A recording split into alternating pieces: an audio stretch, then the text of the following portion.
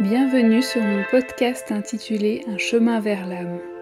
Dans ce podcast, je partage mes expériences de vie entre deux mondes, l'Europe et la Russie en temps de guerre, mes réflexions sur le thème de la spiritualité et de l'exploration de soi. Épisode 2. Sois la lumière que tu souhaites voir dans le monde. Depuis le 24 février 2022, quiconque prononce le mot Russie entre, qu'il le veuille ou non, dans le champ politique. Et pourtant aujourd'hui, je souhaiterais expliquer pourquoi sur cette chaîne YouTube vous n'entendrez pas parler de politique. Libre à vous de penser qu'il s'agit d'autocensure, d'un moyen d'éviter d'astirer sur soi les foudres du régime, en somme une mesure de protection nécessaire. Mais la vérité c'est que j'ai renoncé à la politique bien avant le 24 février 2022. Moi qui à 16 ans manifestais aussi bien contre Jean-Marie Le Pen que contre la tenue du G8 à Évian. Moi qui depuis l'âge de 18 ans n'ai manqué aucune élection française ni aucune votation suisse. Moi qui en 2017 avais brièvement participé à la campagne d'un des candidats à l'élection présidentielle.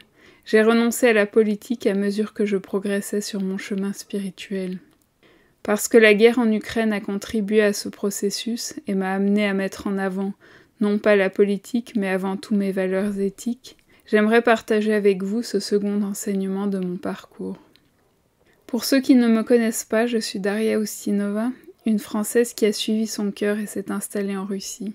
Je raconte ce parcours hors du commun dans ma vidéo intitulée « Je te retrouverai en Russie », dont vous trouverez le lien en barre d'infos. Dans ma vie d'avant, la politique était une notion centrale. Avec un père qui avait participé à mai 68 et milité au Parti socialiste unifié, et une mère qui avait cofondé la première antenne de soutien psychologique aux victimes de violences domestiques à Genève, je m'étais dès l'enfance intéressée au monde qui m'entourait. Et dans mon journal intime, à l'âge de 9 ans, je commentais déjà l'élection présidentielle de 1995. Dans mon premier mariage, j'ai toutefois appris que la politique pouvait non seulement rassembler, mais aussi diviser. Et si c'était le sujet sur lequel j'échangeais le plus volontiers avec mon mari, c'était aussi là que se dressaient entre nous les murs les plus infranchissables. Lors de notre rencontre, nous nous étions tous deux décrits comme centristes. Mais au fil du temps, il s'est avéré que mon centre penchait à gauche et le sien à droite. Sur des questions telles que l'immigration, l'identité nationale suisse ou même le féminisme, nous pouvions aller très loin dans la bataille d'idées et en quelques mots durs réduire en lambeaux l'amour qui par ailleurs nous unissait. Aujourd'hui, je sais qu'à travers l'expression de ces opinions politiques, ce sont nos blessures les plus profondes qui parlaient. Je reviendrai dans une autre vidéo sur les 5 blessures de l'âme, un concept inventé par Lise Bourbeau pour décrire ces failles psychologiques qui nous caractérisent et qui influencent notre perception du monde, des comportements d'autrui et des événements. Je parlerai ici seulement de 2 blessures qui ont un impact sur notre vision politique. La première est notre blessure d'injustice. Celui qui ressent cette blessure peut l'exprimer de différentes manières dans sa vie. Dans l'enfance, cela peut être le sentiment d'être défavorisé dans la famille ou à l'école, l'impression que les autres reçoivent plus que nous et que nous mériterions plus. Plus tard, cela peut être l'expérience de l'injustice sous toutes ses formes, sociale, raciale, de genre, liée à un handicap ou autre. Ou au contraire, cela peut être la culpabilité de se sentir favorisé aux dépens des autres. Je suis riche et les autres n'ont rien, mes amis souffrent de racisme ou d'antisémitisme et cela m'est intolérable. Les personnes chez qui cette blessure est très présente auront plus tendance que d'autres à s'engager en politique et dans le milieu associatif afin de rétablir la justice. Vous l'aurez compris, on les trouve plutôt à gauche de l'échiquier politique, parmi les militants pour la justice sociale, l'égalité de genre, contre le racisme, etc. Mais la blessure d'injustice peut aussi s'exprimer à droite. Par exemple, on peut trouver injuste que l'État prélève des impôts à ceux qui travaillent dur pour les redistribuer à ceux qui ne travaillent pas, ou alors injuste que les étrangers viennent prendre des emplois aux Français de souche. Je reproduis ici leur rhétorique, il va de soi que je n'y adhère pas. Lorsque je me disputais avec mon mari au sujet de l'égalité homme-femme, une cause que j'estimais très en retard en Suisse, c'était ma blessure d'injustice qui réagissait très fortement. Il me semblait intolérable qu'au XXIe siècle, il soit encore si difficile d'être femme dans un pays aussi riche que la Suisse. De son côté, mon mari réagissait aussi fortement. Non pas parce qu'il était contre le féminisme, à la maison il faisait même plus de tâches ménagères que moi, mais parce qu'en attaquant son pays d'origine, j'activais sa blessure de rejet. La blessure de rejet est une blessure fondamentale qui apparaît dès les premières années d'un enfant, lorsqu'il fait l'expérience du rejet, généralement par l'un de ses parents ou les deux. Mais cette blessure peut aussi être reproduite de manière héréditaire au sein d'une famille. Celui qui l'expérimente aura tendance à se fermer au monde extérieur de peur de souffrir le rejet, mais paradoxalement cela le conduit souvent à lui-même rejeter les autres. Parmi ceux qui prônent une vision nationaliste, on trouve souvent cette blessure. Tout comme se replier sur les personnes qui sont les plus proches de nous est un moyen de ne pas souffrir du rejet d'autrui, celui qui porte en lui cette blessure pourra avoir tendance à se replier sur une communauté raciale ou nationale où il sera sûr d'être intégré et compris, où ces différences ne susciteront pas le rejet. Paradoxalement, on trouve parfois du racisme et de la xénophobie parmi les étrangers qui se sont intégrés de longue date dans un pays. Après avoir eux-mêmes souffert de la xénophobie, ils peuvent parfois rejeter les nouveaux venus de crainte que ceux-ci ne prennent leur place ou ne s'intègrent pas suffisamment et détériorent ainsi l'image que les Français de souche ont des étrangers. Lorsque j'ai compris ces dynamiques et que je me suis attelée à soigner ma blessure d'injustice, j'ai automatiquement ressenti de manière beaucoup moins aiguë les questions de genre et de justice sociale. Cela ne signifie pas que je m'en suis désintéressée, ni que mes opinions ont changé, mais j'ai pu considérer ces questions sans passer par le prisme de mes propres blessures. Et cela change tout. Dès lors, mon regard sur la politique a changé. Une grande partie du débat politique est dominée par des peurs.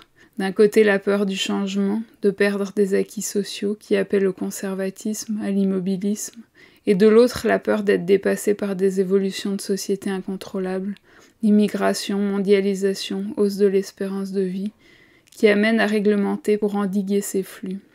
Derrière cette myriade de peurs se cache la peur fondamentale, qui est de souffrir et de manquer. Tout cela ne signifie pas que nous devons cesser de voter et devenir indifférents au monde qui nous entoure, mais il est important de distinguer entre une posture morale, basée sur des valeurs éthiques, et des positions influencées par nos peurs. Qu'est-ce que tout cela a à voir avec la guerre, me direz-vous ? La guerre est un puissant facteur révélateur de nos peurs et de nos divisions.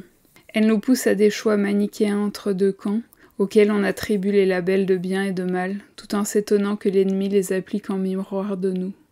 Nous savons toutefois que la réalité historique est souvent plus complexe que nous ne le reconnaissons, et que la France de Vichy contenait en germe la France du Conseil national de la résistance. Et s'il nous plaît à opposer Pétain à De Gaulle, c'est parce que nous oublions qu'en 1918, le Pétain de Verdun était considéré comme un héros, tandis qu'en 1968, la jeunesse étudiante dénonçait les dérives autoritaires d'un De Gaulle vieillissant.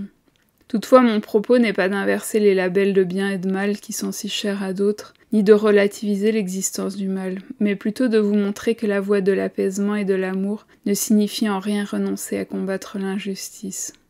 Ma vision spirituelle m'a amené à considérer le mal et le bien comme faisant partie intégrante de ce monde et de nous-mêmes. Tout comme l'hiver appartient au cycle des saisons au même titre que l'été, tout comme la pluie et le soleil sont également nécessaires à l'équilibre de la nature, ce que nous appelons bien et mal participe à la marche du monde et à notre évolution vers la lumière. Car sans l'ombre, nous ne percevrions pas la lumière et ne saurions avancer vers elle. Alexandre Solzhenitsyn, un dissident russe qui a combattu toute sa vie contre le régime soviétique à travers ses textes et son œuvre, écrivait dans l'archipel du Goulag. J'ai découvert que la ligne de partage entre le bien et le mal ne sépare ni les États, ni les classes, ni les partis, mais qu'elle traverse le cœur de chaque homme et de toute l'humanité. Gandhi, qui prônait la non-violence, ne nous dit pas autre chose. Vous devez être le changement que vous souhaitez voir dans le monde. C'est en s'attelant à éliminer le mal de notre propre cœur, dans nos propres comportements, dans nos actions et nos propos, que nous participerons à une évolution plus globale de l'humanité. C'est essentiellement le message commun à toutes les religions. Ne fais pas à ton prochain ce que tu ne souhaiterais pas qu'il te fasse. Mais cela va au-delà d'un simple reflux du mal. C'est une posture qui fait du bien à l'échelle d'une seule personne, l'instrument même du changement global. Incarne en toi la lumière qui illuminera non seulement ta vie, mais aussi celle d'autrui. Tout cela est bien beau, me direz-vous, mais comment peut-on vivre en Russie aujourd'hui et prêcher une posture morale ? Aussi paradoxal que cela puisse paraître, la politique n'a aucun impact sur mon choix de vivre en Russie. Cela ne signifie pas que je sois indifférente à la politique de son dirigeant actuel. Ma relation à la Russie est une relation d'âme qui ne dépend pas des choix de son président. Même si je souhaitais influencer ses choix, je serais impuissante à le faire. Mais que je me trouve en Russie ou en France, un chemin s'ouvre à moi, qu'Alexandre Solzhenitsyn a décrit en 1974 dans son texte « Vivre sans mensonge ». La clé de notre libération, écrit-il, est un principe simple.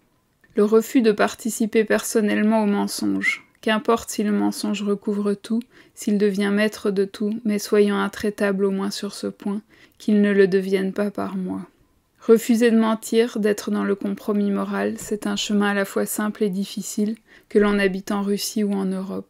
Refuser le mensonge et agir selon la ligne morale que l'on s'est fixée, c'est un chemin qui nous amène à des sacrifices et des choix courageux, afin de vivre en accord avec nos propres principes. À mesure que nous avançons sur la voie spirituelle, vivre en cohérence avec nos valeurs morales devient une exigence à laquelle il est difficile de se dérober, et un compromis qui hier semblait acceptable cesse le lendemain de l'être à nos yeux. Lorsque notre conscience est seule juge de nos compromissions, il peut être aisé de renoncer, mais le respect de soi est un bien qui n'a pas de prix. Récemment, dire la vérité sur mon pays de résidence m'a exposé à la menace de perdre mon travail en Suisse et le salaire confortable qui allait avec. Beaucoup de personnes m'ont appelé à mentir et à privilégier mon emploi, mais ce compromis m'a paru incompatible avec les exigences de ma conscience et j'ai préféré prendre le risque de dire la vérité, même si cela impliquait un gros enjeu financier. Et c'est afin de ne pas mentir et de ne pas me soumettre à une position idéologique qui n'est pas la mienne, que je ne souhaite pas à l'heure actuelle chercher un travail en Russie, adopter la nationalité de ce pays ou même faire baptiser mon enfant dans une église dont je conteste la posture politique. Nous sommes libres de faire chaque jour les choix qui sont les mieux alignés avec notre conscience, et ce, où que nous vivions. C'est le pari de cette évolution intérieure qui est la mienne, et c'est la raison pour laquelle j'ai décidé de partager mon parcours à travers ces vidéos. Le prochain podcast de cette série sur les leçons spirituelles que j'ai apprises portera sur le lâcher-prise, cette notion que j'appelle se laisser aller à suivre le courant. Vous écoutiez le podcast Un chemin vers l'âme de Daria Ustinova. Si cet épisode vous a plu, n'hésitez pas à mettre un like, à commenter ou à vous abonner à ma chaîne pour suivre les nouveaux épisodes.